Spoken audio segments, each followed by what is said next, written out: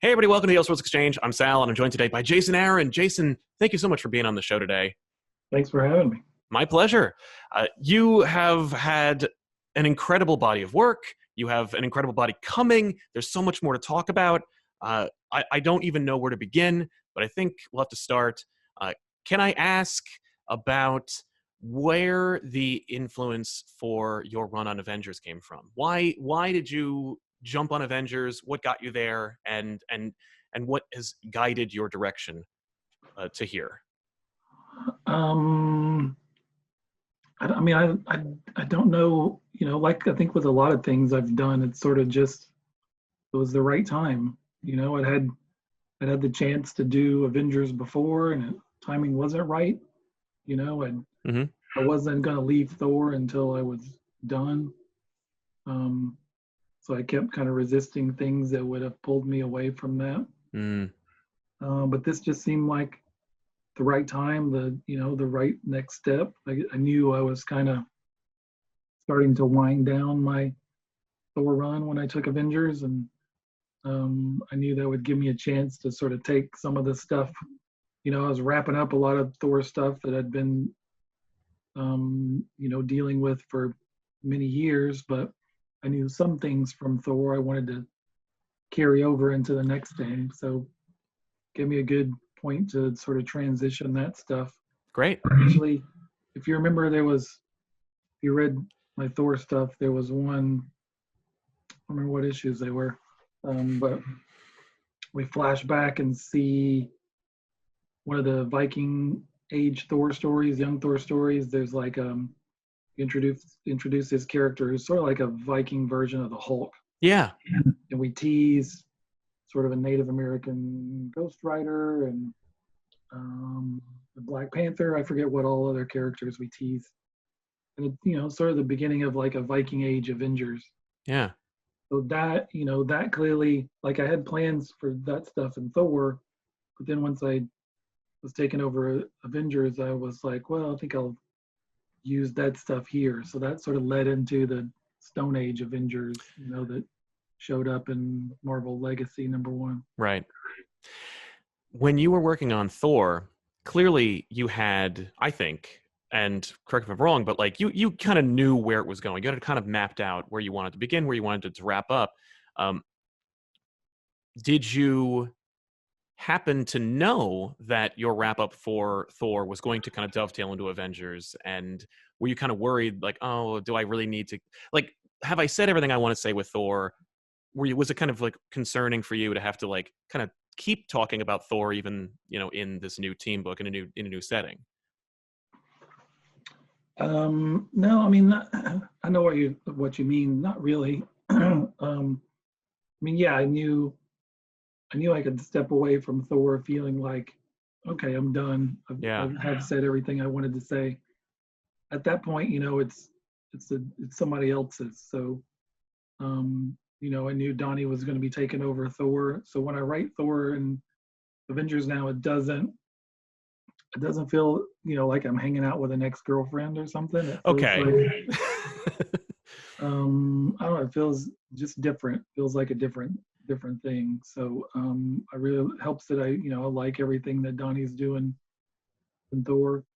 And that's part of the job with Avengers, is that you're always dealing with characters that in some way belong to other books. They pretty much all have their own solo books, and yeah, it's a juggling act to like reflect what's going on in those books, but also have space to tell your own stories in the team book. Sure. I have to ask about something that I think is a dynamic that I really find compelling in your writing, which is particularly in your superhero prose, which is that there is this glance or toe dipping or just straight up chapters that take place in the far future that deal with kind of like the older seasoned version of the character. Is that an element that you just happen to really enjoy doing, or is there something that like lends themselves by the characters, like it happens in Conan and happened in Thor, where we get to look at like what they're like at in their twilight years? Where does that come from, and how much fun is that to do? I don't know where exactly that comes from. I mean, I think you can look and see I've done that quite a bit. Even before, Thor, of course, was a big version of that, right? Yeah. And that, but that it came from, wanting to speak to what made Thor different from Captain America or Spider-Man or other Marvel characters, and that he is a god, and he's been around a long time, and he'll be around, after all those other characters are dead and gone. So I wanted a story that, that showed that and stretched across, many eons.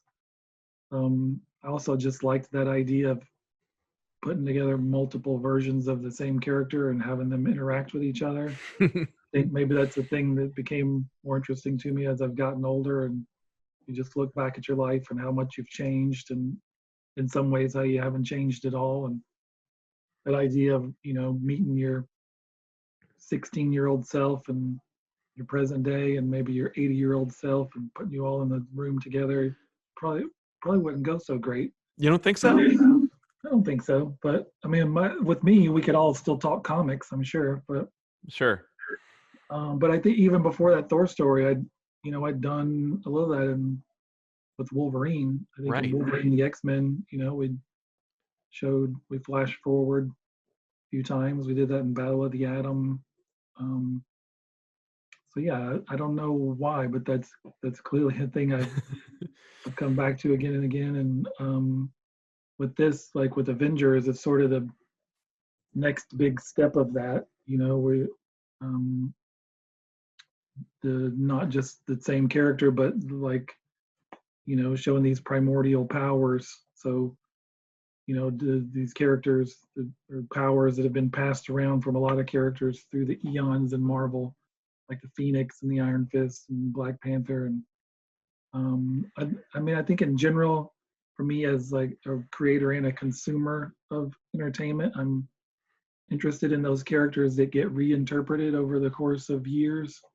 I love Bond films. I love comparing the different eras of Bond films. I love Tarzan movies.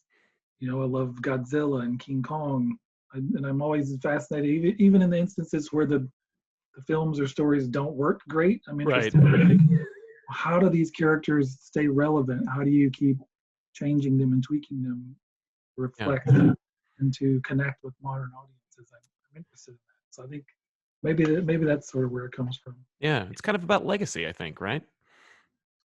For sure. And that tied in perfectly when we were doing Marvel Legacy, right? And right. they asked me to write that, and I was like, well, I got an idea that might work for that. That was originally going to be the opening of Avengers #1, but I worked that into the Legacy one shot. Yeah. Was that really it? Was it just like, we want to do this thing called Marvel Legacy, whatever you have, just throw it out there? Or was it like, well, we kind of want to go in this direction. Do you have anything that tailors to that kind of sensibility? Yeah, I mean, we talked about it being a book that would sort of be, it would reflect kind of the status quo for a lot of different characters. Sort of, this is what it looks like in the Marvel universe right now, but you need something that kind of ties all that together. Sure. And I'm like, well, I think I know what that could be.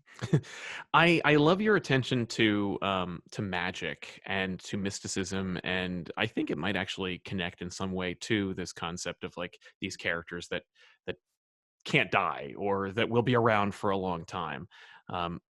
Your Doctor Strange run, for example, is a singular period in Strange's history where it kind of doesn't really, it doesn't seem like shadows of other things we've seen before or since.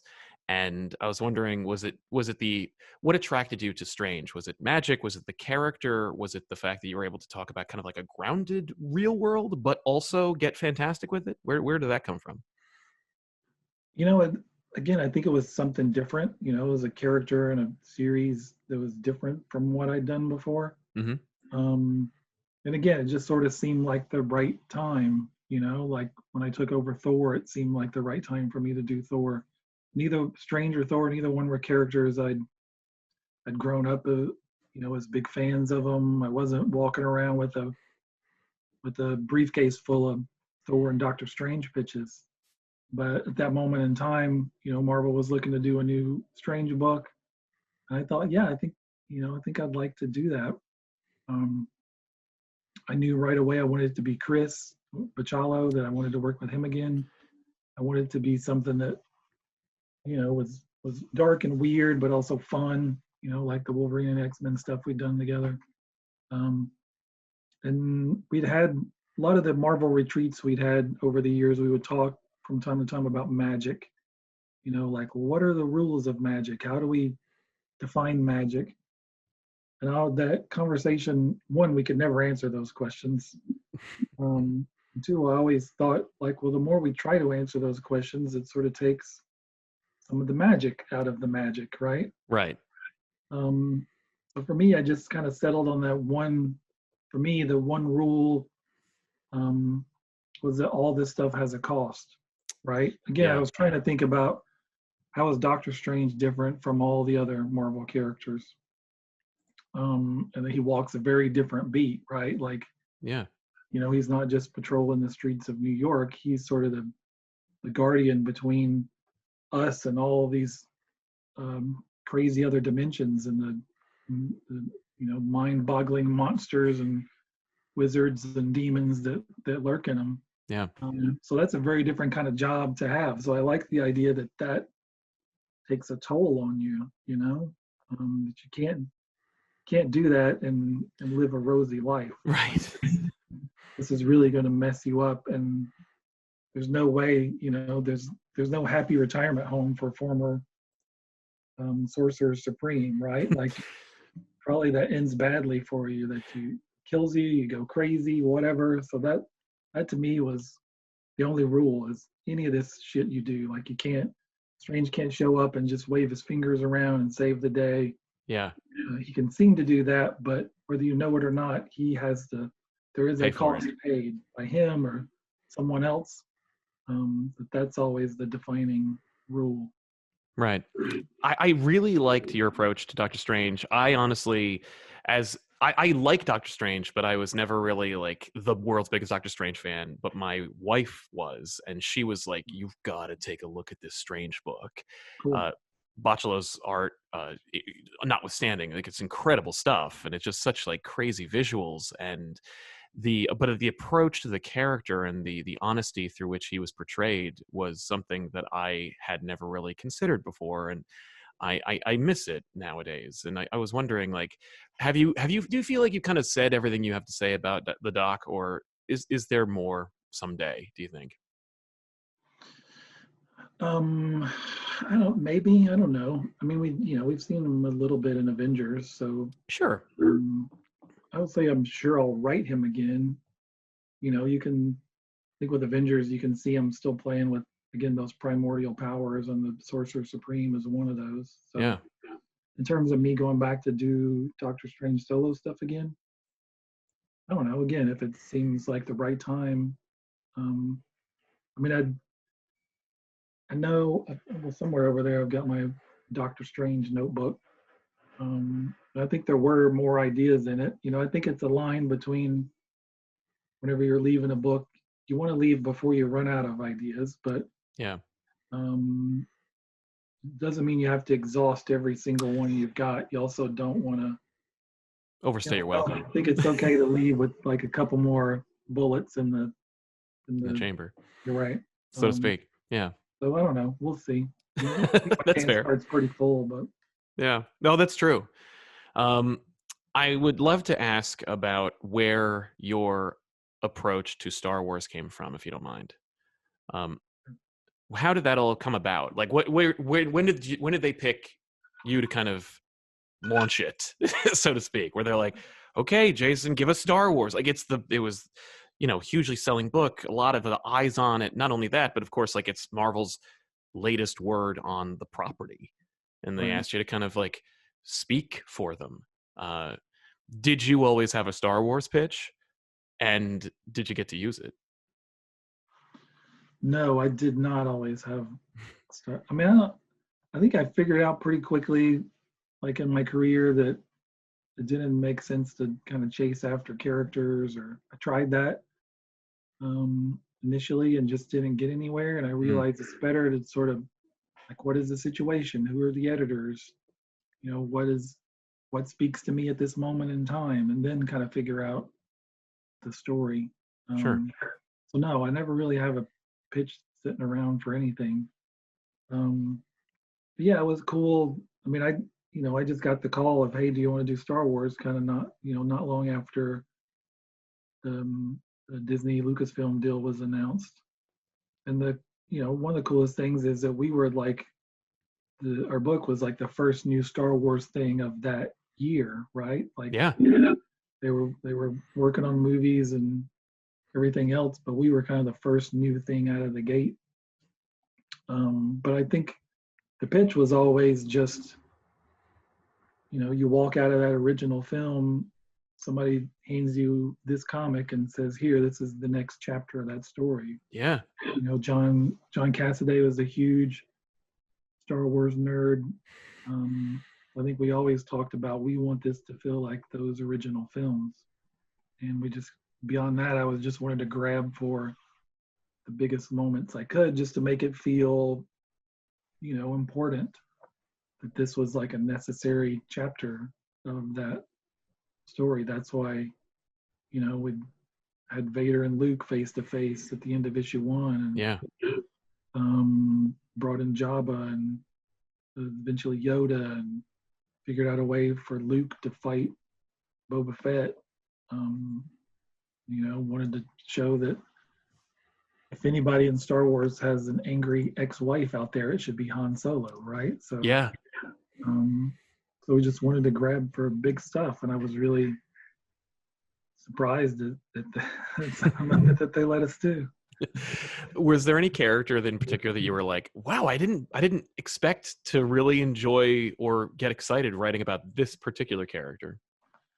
For sure, it was definitely C-3PO. He was probably the most fun to write, which I never would have expected, because he's also kind of useless and annoying. Right. But he's the one who insults everyone. He's so pessimistic.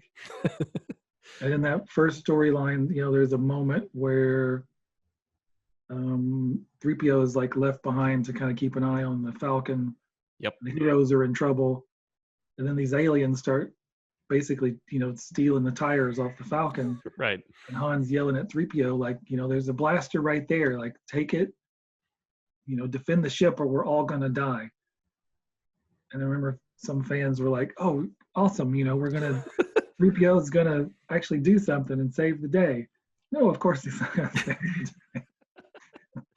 He instantly goes out and falls and drops the blaster, and gets taken prisoner. Yeah, he is a great opportunity for inadvertent, like, evergreen comedy. Like you don't really get a chance to really infuse slapstick unless it's like kind of over the top. And I find that 3PO is technically, like, a lot of times when people get a chance to use 3PO, they kind of go, oh, I have to put 3PO in here, like he's window dressing. But it seemed like you really got the character and you really had fun playing with him. So that means that's great. I like that. Yeah, for sure. I definitely did. But again, I never would have expected that going No. into it. I find that, whenever the topic of Jason Aaron comes up, there's a lot of Marvel, and yet some of the, like, one of the places that I first heard your name mentioned was Scalped for Vertigo. Where did you start with that, and what was your relationship with Vertigo like, and how do you feel about where we are now with Vertigo? I mean, so to speak, it's not really here, but where we are in terms of the legacy of Vertigo. Right. Yeah, I mean, Vertigo's where I got my start. I won a Marvel talent search contest. It was kind of my first published work, but that didn't really lead to anything else. So it was 2005, 2006 when I started doing the other side of Vertigo, which is Vietnam War book, that was the first full comic script I'd ever written, was the other side #1. So once that started going, they asked me to pitch other things, and Scalped was one of the things I pitched. So that became my first ongoing series. Yeah. And we got, 60 issues. Yeah. Out of that, which was great. I mean, it was sort of that was sort of what everybody used to want, right? Like everybody kind of wanted to do one of those 60 issue Vertigo runs. And I think, I got to do kind of one of the last ones of those. Yeah. So yeah, I was sad when Vertigo went away. There was a little sort of a funeral for Vertigo that year that I went to, and got to talk to people who gave me my comic book career, like Will Dennis and Karen Berger, and so I think I'll always proudly think of myself as like a Vertigo alumni. I think I learned how to write comic books from reading Vertigo comics and then from writing them. And I feel like I'm still even though I'm doing books that are very different from Scalped, I still feel like I'm that same Vertigo writer who's working on Avengers and Thor and everything else I do. So I'll always be proud to have been a part of that. What would today's young Jason Aaron, who has Scalped or they're Scalped, what would they do now without Vertigo? Like, what's their option? What's their avenue? What would you do? When you say young me, now I'm thinking again of like the past the multiple versions of myself. But you mean like younger, just like a young comic book creator? Yeah, like 10 years ago. Yeah, like how does break into comics? Or? Yeah, like well, not break into comics, but more like you got this incredible work. At least you have 60 issues in it, and it's something that people want. But Vertigo doesn't exist for those young talent. Is Image the option, or is there something like that? What's the talk of the town? Like, where do you go to get your books like that? To get something that has that Vertigo flavor. Right. Yeah, I think you see that different places. Certainly Image. Image, you get sort of everything, right? Yeah. Like Vertigo is certainly a little more curated than Image is, where there's sort of everything you can imagine, whether that's long running series or short ones or minis. Yeah. I think to me, I see a lot of that now in Boom and the stuff that Boom is doing. They're doing a lot of cool books, and I know some of the editors over there who I'm big fans of. So, but I don't know. I think the times change, the situations change. I don't know that you have as many people looking to do long 60-issue runs now of things. I think maybe people are aiming a little shorter. For me, I haven't felt the urge to like dive into another 60-issue run, but we'll see. It could change my mind in a month or so. That's true. Do you have any independent, something like a little harder edged that you're just kind of like itching to tell, or is it just when the time comes and when it strikes you? Yeah, certainly. I know what I want my next creator-owned book to be. I don't know if I'd say it's not like Scalped. it's something very different. Sure. But again, it's something that kind of speaks to me now at this moment in time, and this moment in time is certainly very, very different than where I was at 15 years ago when I was starting Scalped. So yeah, we'll see. Nothing I can talk about yet. Fair enough. What it is or where it's going to happen, but I know what it is. I'm sort of poking away at it. Still trying to figure it out before I'd start writing it, but I'd like to start writing it soon. Good. That's exciting. This is more just like for me. I know it's like an older book, but it's something that I'd love to know more about. The Astonishing Spider-Man and Wolverine. Right. This book comes out of left field. It's gorgeous. It's hilarious. It's ridiculous. It's my first exposure to the Orb, who I think you seem to have an unhealthy obsession with, because I've seen him, and every so often I'll read a book and I go, the Orb, and then I go, oh, right, Aaron wrote this. Does it have to be an unhealthy? I guess that's really in the eye of the beholder, really. But that was my... It's not like it's ruining my life. It's not like a drug addiction. That's true. Is this an orb intervention? Yeah, well, here they all are. We're all going to talk about the orb, and I mean, really, the culmination of the orb was Original Sin, right? Where it's all eyes. It's like Marvel gave away rubber ball eyes.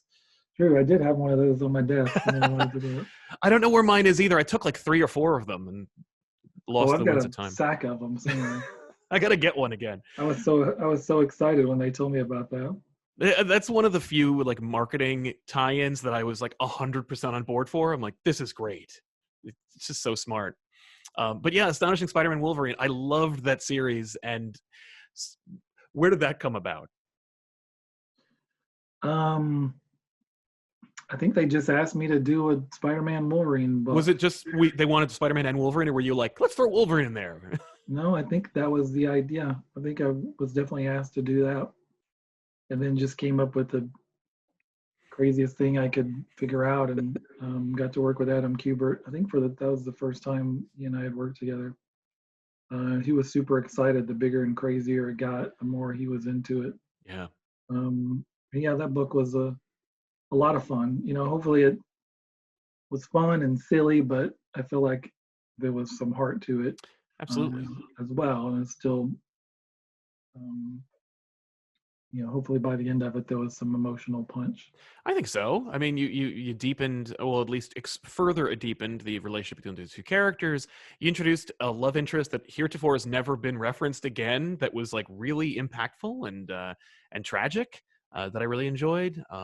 And there's elements of that book that keep popping up every once in a while. Those time diamonds keep popping up every once in a while, and you're like, yeah. I remember those. But when the hell is... Yo, go ahead. We also showed that Wolverine invented beer. Yes! Oh, the small ones pop. That was a big deal. And that keeps popping up every once in a while. I'm still waiting for the Phoenix gun and Doom the Living Planet to show up, though. Well, you may not have to wait that much longer. Okay. Every once in a while on the internet, you will see that double-page splash of Wolverine facing off against Doom the Living Planet, and people go, "What is that? Like, where did this come from?" And you're like, I think it's actually a 3-page. Is it 3? Isn't it? It's been a long time. It folds out. That was Adam's idea. I wrote it as a double, and he's like, "No, we need 3." Clearly, it shows Adam, has been there quite a while. He's got more power than I can. He was like, we can just ask for 3 and they'll do it. Right. Like, turns out, yep. Yeah, good stuff. But just an incredible. That was, I think, the first Jason Aaron piece that I read. I was like, this is dope. Where did this come from? But it really informs. It's funny because then, of course, like you got your Wolverine run out of that, and you got to say more about that character as a result.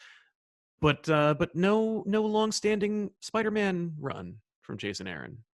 Is it because you just haven't had a chance, or don't really have much to say about the character? No, I mean, I could I write Spider-Man? Sure. Will I someday? Maybe. I mean, I'd be interested. No, I haven't had the chance, haven't had the opportunity. I was the bulk of my Marvel career. Dan Slott was writing Spider-Man, right, for his epic run. So no, I mean, I'd someday, who knows? I certainly like writing Spider-Man. I mean, I remember vividly still the first time I ever wrote Spider-Man. It was an issue of Ghost Rider, and it was just, I don't remember what had happened, but there was some sort of, this epic moment had happened that people could kind of feel throughout the Marvel universe. So I think we see maybe Frank Castle and Thor. I can't remember who all we cut to, but one of them is Spider-Man. Spider-Man's spider sense is going off.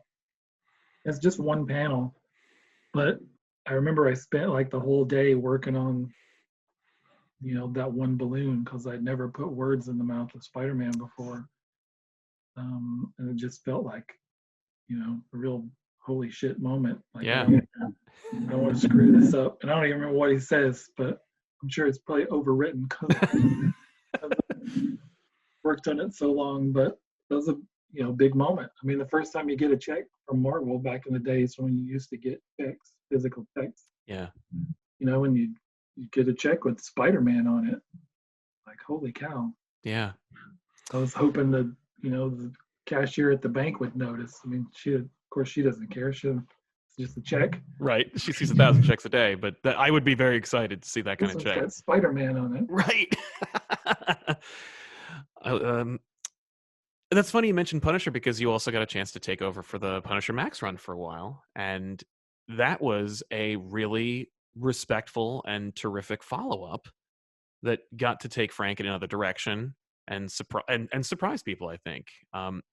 How did you like writing for Frank, and would you want to do it again? Yeah, I mean, I liked it a lot. That was I was coming right after Garth. Sorry.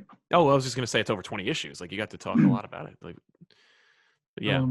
Right. Yeah. I mean, it's coming after Garth's run on Punisher Max, which was one of my favorite runs, by anybody on anything for a long time. So I was a huge fan of that. And when they announced that he was leaving, I think this job requires like a healthy mix of panic and a little bit of ego, right? Like, so I think there was that, like, oh my God, I love that run so much. I want to try to follow that. Yeah. And so I asked, like, hey, I would love to do Punisher after Garth. And also inside, I'm like, are you stupid? Like, that's the definitive Punisher run. So I think, I knew, like, well, I'm not Garth. I can't do Garth. So it'll have to be something different. So I think that's, I think you got to have a little bit of that, like, oh man, that guy killed it. Like, I want to try to step up to the plate next and do the follow up. So I'm really proud of that Punisher run. It was the one time I got to work with Steve Dillon. I think I was flipping through that. I don't go back and read my own stuff very often, but I was moving some books around or something and picked up that omnibus and flipped through it, and I was like, oh yeah, this was fun. It's weird sometimes when you read a page and you're like, man, I have no memory of writing that. Yeah. So you don't get a chance to, well, you actively don't like really look back at your works, but it must be kind of fun to look at some of your work and go like, and just kind of enjoy it, just kind of like forget for a minute that you wrote it yourself and go like, oh, like whoever wrote that was kind of talented. All right. Sure. That's also mixed in with the bits you see where you're like, ooh, what were you thinking there? Well, that's the thing, is that why'd you make that decision? I'm sure that every writer has that like that crippling anxiety of like, oh God, everyone is judging what I'm doing. Sure. Now, the worst part is when you have that from like the decisions you made, 2 weeks ago. Oh, yeah. Where you're like, what were you thinking me from 2 weeks ago, you idiot? Yeah. Well, like I can't even imagine. Well, because it's 2 weeks. That's probably, things are very much deep in the works, but it's still like maybe enough time where you could call your editor and be like, "Can we change that really quick?" Like it comes out in a month. I don't know. Sure. Well, it depends on how close you were to your deadline when you turned it in. How are you with deadlines? Do you feel like you've kind of figured it out? Like you've got a good groove going, or is it kind of like down to the wire sometimes? I don't know. Sometimes I feel like Should we get your editor on here? Like, I'll answer more probably. I don't know. Sometimes I feel like I get to that point where like I'm, I got it. I'm on top of everything. And then first, the previous time I felt like that, I screwed my back up and didn't write anything for over a month. I think it was the longest period I'd gone without writing something probably since I was 11 years old. I felt like one of my organs had stopped working or something, like I just wasn't functioning properly. Yeah. So that I went from feeling like I got this to like scrambling, trying to get caught up. So then coming into this year, I was paring down my schedule. After doing a lot last year, I kind of wanted to focus on a few things. Well, then we have a global pandemic that sort of not only, does our comic industry shut down for a period of months and Marvel puts a lot of things on pause, but it also even the stuff that I was working on, I think like a lot of other creators, like it was not hasn't been easy to, to switch off the world and go write about people punching each other. Yeah. That's been really difficult at times. So, or was. I feel like now I'm, back up and running, and things are chugging along, and I'm enjoying what I'm working on. But it was hard there for a bit. Yeah. So yeah, so I think I'm in a good place now. But I should knock on wood, because who knows what tomorrow brings. That's true. This is not related to what we were talking about, but I have to ask because I did a little bit of research, and I love the spinner rack behind you. And I was wondering about where you got it and whether that is in some way connected to, because like the story goes that some of your first comics came from a spinner rack in like not in a conventional comic book store. Yeah. That's the. So let me turn my lights down so you can see it better. Sure.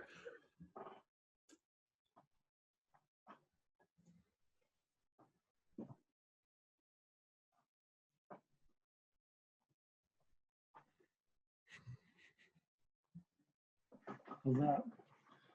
Oh, maybe. It's pretty good. It gets really sunny in my office. That's good. Yeah. I mean, I'm seeing, Avengers in there, and yeah, I should have cleaned up a little better before you... I was going to be on camera. I got like SpongeBob Pop-Tarts. Ooh.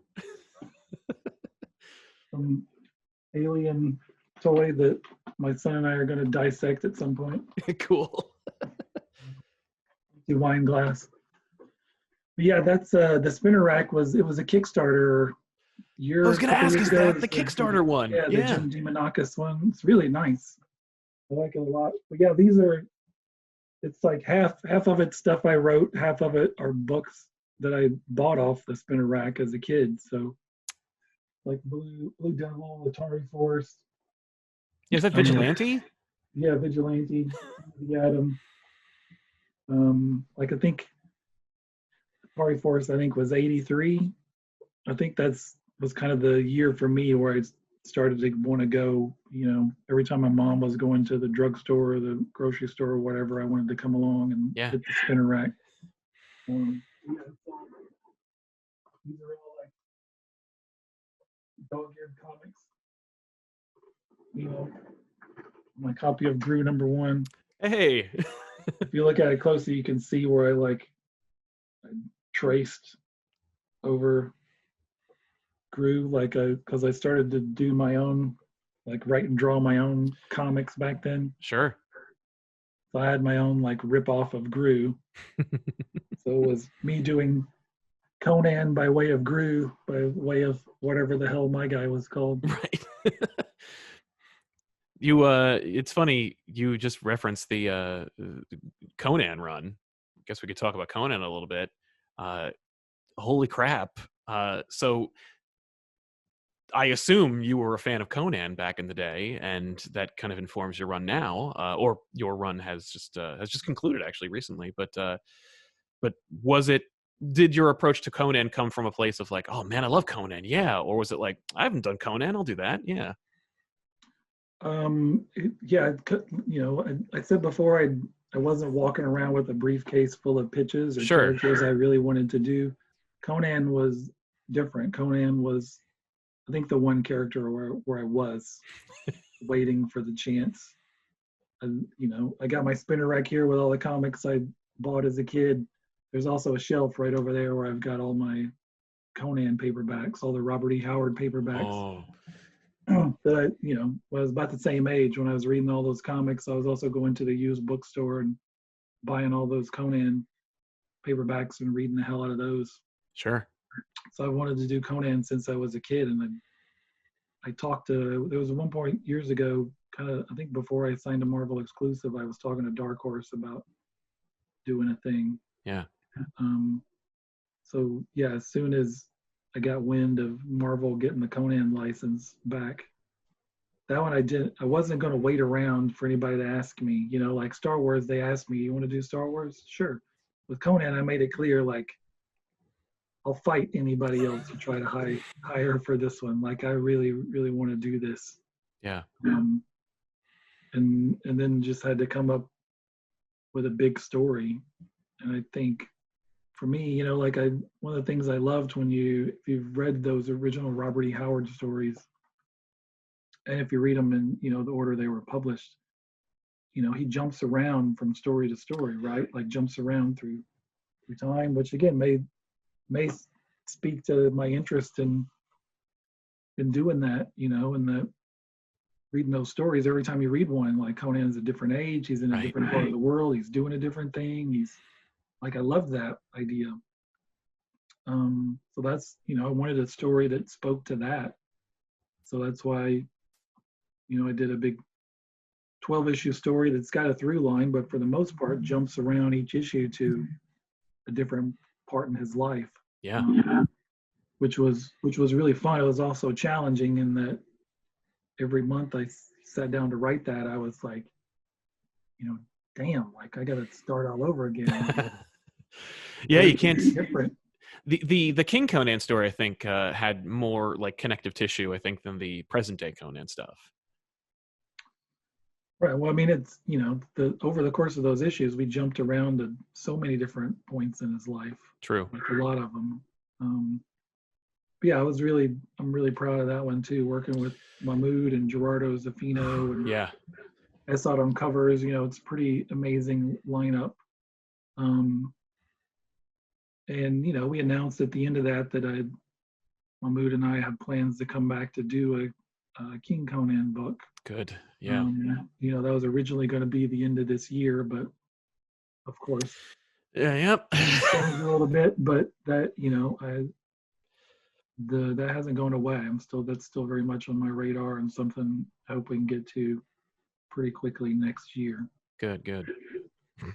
that's just a personal thing. I was just like, good, okay, good to know. that's confirmed. All right, because that King Conan stuff, like, I was like, there has to be more. Like, that's not one of those things where you're like, no, that's pretty good. We've kind of said all we need to say about that. Like, yeah, I could definitely write more Conan even after this one. I don't know, that might be something I want to come back to. You know, in the same way Garth always comes back to Punisher to tell very different kinds of Punisher stories. I'd love to just pop in. Come back to Conan for years to come. Who knows? Yeah, that's really cool. Yeah, I was I don't know. Now I'm just thinking about the Conan run. But I love those. Oh, man, those Assad Rivet covers are just incredible. Anyway, so yeah, I don't know, man. I guess we could wrap up. I feel like we've hit all the topics. I guess I wanted to ask really quick about the teases that are coming, because Enter the Phoenix is coming, and I was wondering about whether this is a Jason Aaron exclusive, or is this a thing where you're like, I was talking to Hickman about this, that, and the other thing, or is this a Phoenix is connected to Marvel, or is it in any way connected to the Hickman run as well?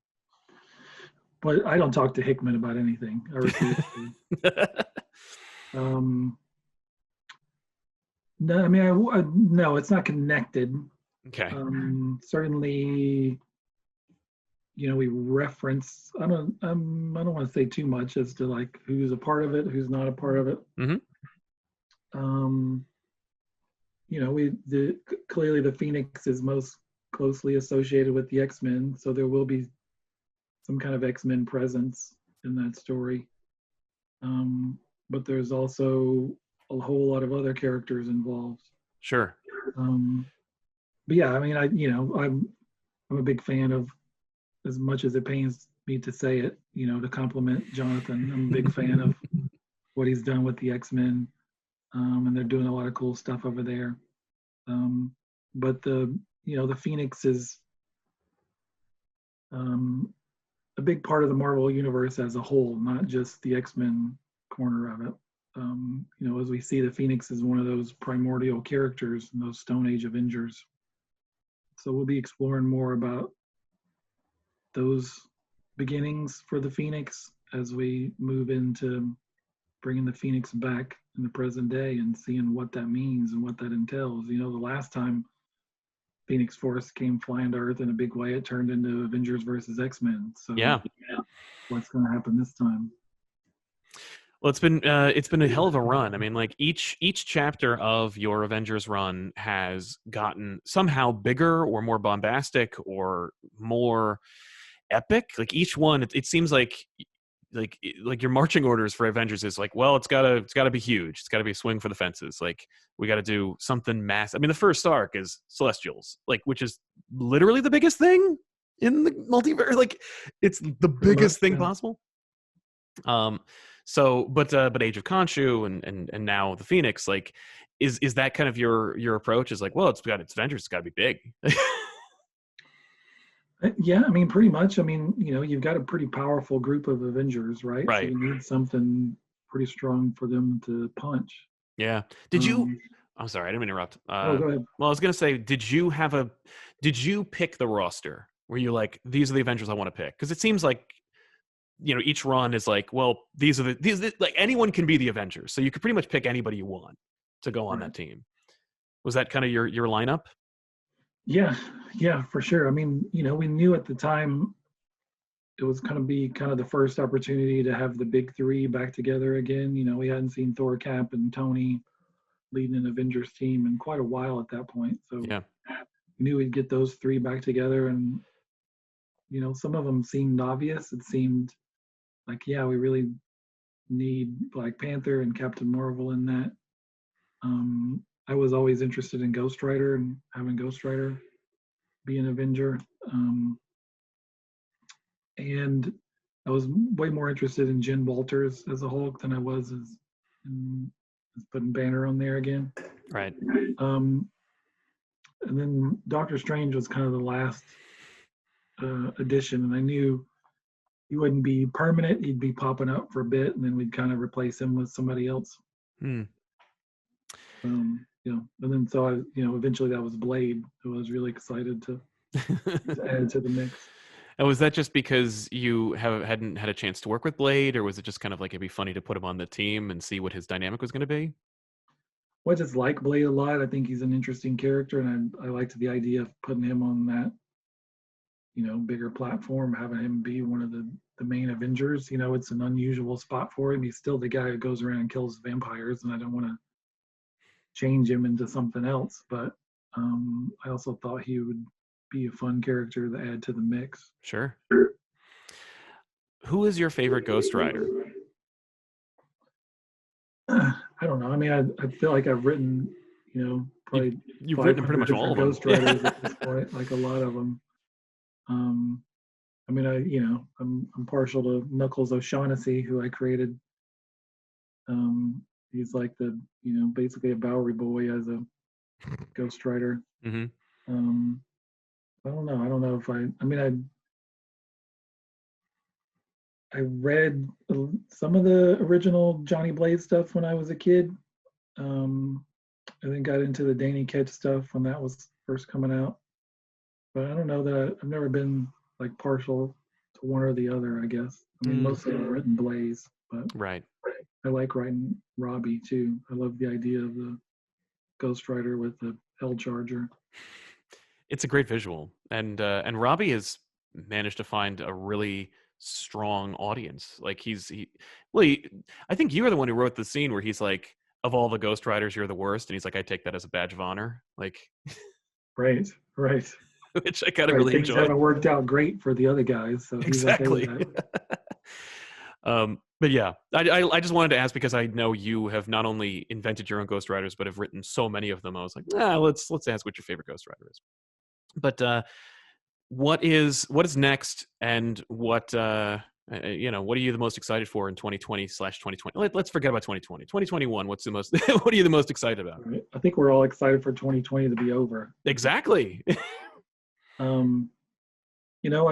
Like I said, I came into this year kind of wanting to pare my schedule down a little bit, focus on Avengers. So that has definitely been the main focus in terms of my Marvel stuff. Mm-hmm. Like most recently, the last month or so, I've been writing some things for next year, Avengers related things, I'll say, things that come from the pages of Avengers that are super weird and cool and exciting. Okay. So I've been writing a bunch of that while working on Avengers. Had an outline approved, probably the biggest outline, definitely the biggest outline I've ever written. I don't like writing outlines because I usually find it's hard to kind of tone it down. I sort of go all in, and then I feel like, well, I'd rather just be writing the thing instead of writing the thing about the thing. Yeah. But this time I kind of let myself go and just like, well, I'm just going to put everything in here. So it's a huge outline.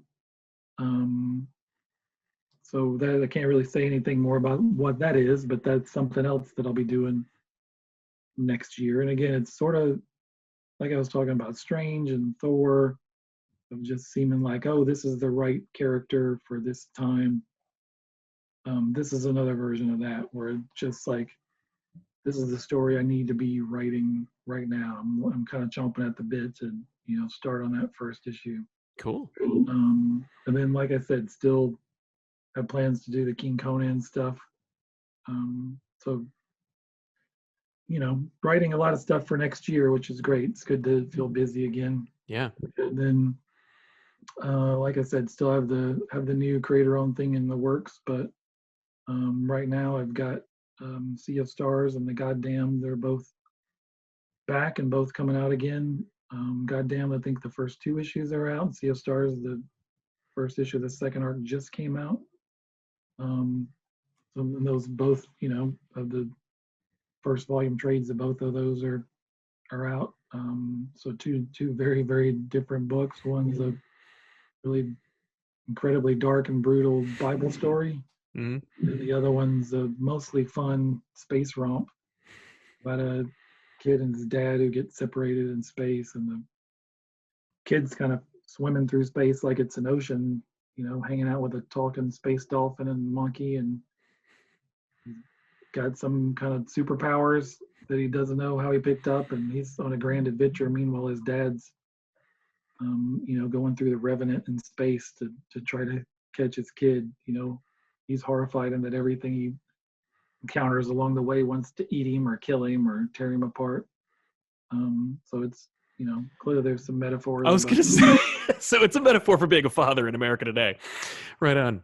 But I mean, it's about, there's some coming of age stuff in there about being a kid, and also, the challenges of being a dad. And I co-write that with Dennis Hopeless, who's another Kansas City guy who's done a bunch of Marvel stuff.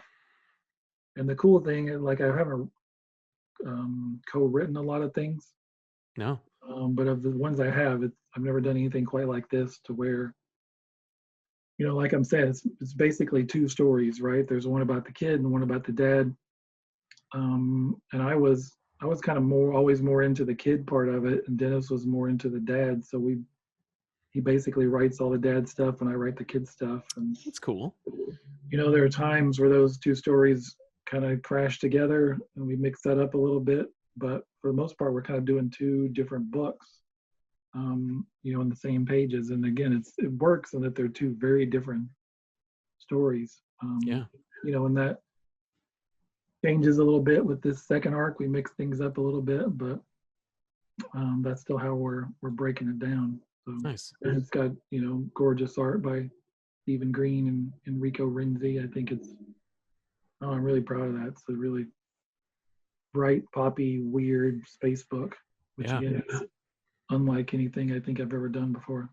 No, it's a beautiful book, and check it out. Jason, where else can people find you? I know you have a newsletter, or at the very least, you have a blog that kind of highlights what you're working on. I've got all those things. I'm on Twitter. I'm on Instagram under Jason Aaron. I do have a newsletter. It's again been a challenge at times this year as to what to write about there, but I do try to post on that. I've got a website, jasonaaron.info, where I've got a work blog and a store if you want to buy signed copies of my stuff, and whatever else I've got there. I don't remember. FAQ, if there's anything you want to know. There you go. If you wonder whatever happened to that Scalp TV show, which I get asked a lot, well, go to my website and it answers that question for you. Yeah, I feel like if it's not being discussed openly, it's like, I think you could probably read between the lines. You could probably figure out what happened with most of those projects. Sure. But yeah, very, very happy to have you. Very, very lucky to have you. Very much. Thank you so much for your work and for being on the show today. It's good to talk to people, right? Like we haven't done much of that this last year. No. The convention scene has been dead because of its because of the pandemic, and I think this is kind of like the only place for people to really get access to creators is to see them appear and talk and answer questions that hopefully other people would ask. And but I like the idea of making signed copies available on a website. That's like a really smart move. I've never thought about that. I don't know anybody else that does that, but it's a really cool idea, because that way you could just you don't have to fly out or risk exposure in order to get that kind of stuff. Yeah, I mean, who knows when we'll be able to do conventions and signings and stuff again. I mean, I miss that. I'll be excited when we're able to do that. I like going to cons and shaking hands with people who have read and appreciated your book. I mean, anytime somebody comes up with a big stack of comics for me to sign, like I'm excited. I'm happy to sign those because I appreciate the support. So yeah, I'll be glad when we can get back to that someday. That'll be nice. It'll be nice to get back to the normalcy of getting into a giant building surrounded by thousands of people again. Right. Or even risking travel to get there. Yeah, I mean, I was just thinking, just the idea of like being in a crowd seems so weird. Yeah. Like going to a bar and standing shoulder to shoulder with people. Right. Seems like another world, right? Yeah. I think it's going to be interesting to see people acclimating. Like, will it be like instant, or will it be that like when the first major convention that opens up again, will it have like half capacity just because of people's like trepidation or reticence to being out around people again? I think it'll be weird. I think it'll be everybody like at a middle school dance, kind of all hugging the walls, kind of. Yeah. I don't remember where I was at the other day. I was in a store or something, and this dude was like, a little close to me, and I'm thinking like, who's this asshole? Guy's, 2 feet away from me. Suddenly, that's the world we're in, where it's like, whoa, slow down, buddy. Yeah. Where are you going? If any nice thing comes out of this, it's that people will respect each other's personal space again, hopefully. Right. Or we'll all be so desperate for human contact that we'll all just be hugging each other. I don't know. Could swing either way, I guess. Yeah. We go in another direction. Right. But thank you so much for being here, and we'll see you guys next time. So long. Thanks.